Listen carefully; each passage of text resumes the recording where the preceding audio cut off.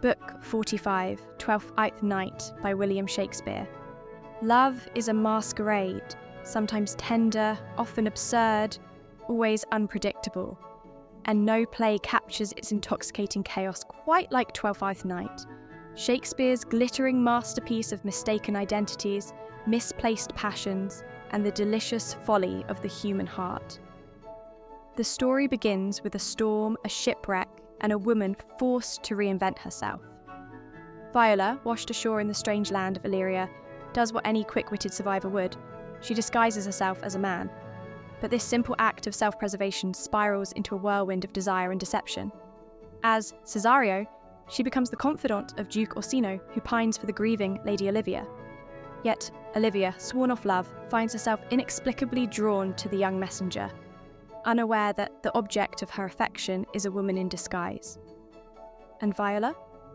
She aches in silence, hopelessly in love with Orsino, who sees only the man she pretends to be. But this is no ordinary love triangle, it's a labyrinth. And Shakespeare, ever the mischievous puppeteer, tangles the threads further with a riotous cast of schemers and fools. Sir Toby Belch, the drunken libertine, and his hapless sidekick, Sir Andrew Aguecheek, turn the household upside down with their antics. The sharp-tongued jester Festive weaves riddles that cut to the heart of truth. And then there's Malvolio, the puritanical steward whose delusions of grandeur lead to one of the most uproarious subplots in literary history. Yet, beneath the laughter lies something deeper. Viola's disguise forces us to question, what is love if not a kind of delightful deception? Why do we desire whom we desire? Orsino claims to worship Olivia, yet barely knows her. Olivia scorns all suitors only to fall for a fiction. And Viola, caught between truth and pretense, speaks one of the play's most haunting lines. She never told her love, but let concealment, like a worm i' the bud, feed on her damask cheek. Here, Shakespeare lays bare love's cruelest irony.